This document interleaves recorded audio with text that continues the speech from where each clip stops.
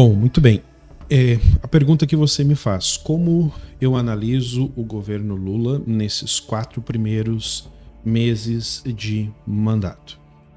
Para fazer essa análise, primeiramente, nós temos que abrir pelo menos em 3 critérios, né? Que é o social, político e econômico. Eu vou pegar primeiramente, para nós conversarmos, o critério social, certo? Então, vejam bem, nesses 4 primeiros meses, fazendo uma análise dos critérios sociais, analisando aí os investimentos nos programas e nos benefícios socioassistenciais, podemos dizer que o governo vem se saindo muito bem mesmo, porque nós estávamos na eminência de não termos mais recursos garantidos para programas como o Bolsa Família. E o governo federal conseguiu costurar muito bem, conseguiu em 3, 4 meses, menos do que isso, fazer alianças importantes no Congresso e garantiu 14 bilhões de reais como recurso efetivo para a continuação e ampliação desses programas. Então veja bem, o programa Bolsa Família não é qualquer programa. Não existe nada parecido em nenhum outro lugar do mundo, para vocês terem uma ideia. Então veja bem, nós temos no Brasil hoje, atualmente, uma população de 214 milhões de habitantes, sendo que desse montante total, o programa Bolsa Família atende 21,19 milhões de pessoas. O que isso significa? Se nós fizermos um cálculo aproximado aí de matemática, nós vamos chegar em quase 10% da população brasileira é beneficiada pelo programa Bolsa Família. O que isso significa? Significa um programa de uma magnitude, de uma extensão extraordinária. E a garantia desse programa, mais ainda.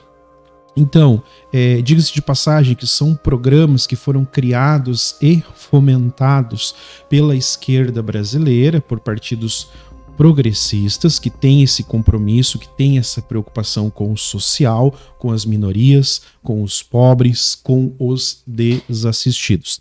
Então, percebam, desses 10% da população brasileira que conseguiu acessar o programa Bolsa Família, aí também fica um sinal de alerta para nós, porque os critérios de acesso são critérios de renda. Então, assim, existe 2 classificações no Brasil. Existe a classificação dos miseráveis e a classificação dos pobres. Os miseráveis ficam numa faixa de valores de até R$100 per capita por pessoa do grupo familiar. Já os pobres sobem para uma faixa de R$200 per capita por cada membro de grupo familiar. Então percebam que desses 10% que são atendidos hoje pelo programa Bolsa Família, são os miseráveis e os pobres do Brasil, que representam aí praticamente 10% de toda a nossa população. Então vejam a magnitude desse programa de transferência de renda, onde garante lá minimamente, né, os R$600 mensais, mais um valor extra por filho, por criança que esteja estudando. Para os críticos desse programa, para as pessoas que não entenderam ou não conseguem entender ainda a essência desse programa, existe condicionalidades. Né? Esse recurso não é simplesmente dado e não se cobra nada. Não, existe os critérios de condicionalidade. Esses critérios estavam suspensos durante o período da pandemia, mas agora, com o fim da pandemia, esses critérios retornam. Né? E que condicionalidades são essas? Se existe uma gestante no grupo familiar, ela precisa rigorosamente estar fazendo o seu pré-natal mês a mês, senão o benefício é suspenso. Se existe crianças de 0 a 5 anos de idade nesse mesmo grupo familiar, ela precisa então ter aquele acompanhamento nos postos de saúde, precisa fazer a pesagem, o acompanhamento nutricional, e é preciso que ele esteja com as vacinas todas regularizadas, né? Tem que ter aquela campanha vacinal totalmente em dia, senão também é suspenso o benefício.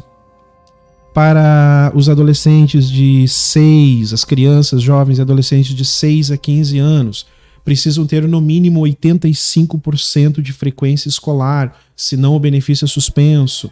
Para os adolescentes de 15 a 17 anos, que hipoteticamente já estariam no ensino médio, precisa ter 75% de frequência escolar, senão o benefício é suspenso. Então percebam, existe condicionalidades para você se manter neste programa, né?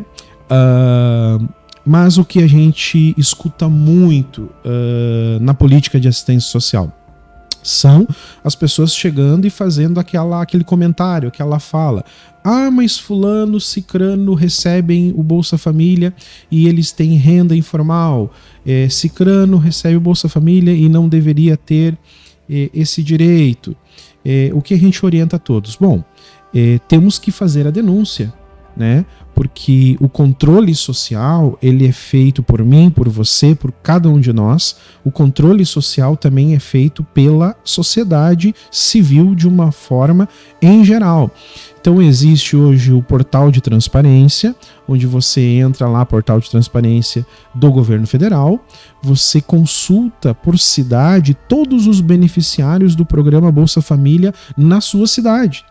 E se você achar que algum nome lá está irregular, logo abaixo do nome tem um ícone escrito assim, denunciar. Você clica ali, já abre um campo para você preencher a sua denúncia. A denúncia é feita de forma anônima e o nome dessa família é suspenso o benefício e o nome dessa família vai para a averiguação. Então perceba, tudo são instâncias e são etapas. Primeiramente, num caso de denúncia, existe a advertência, depois a suspensão, depois o bloqueio do benefício e, por último, a exclusão do benefício. Então, são 4 instâncias, são 4 etapas nesse processo de denúncia. Mas, sem sombra de dúvida, é um programa fenomenal.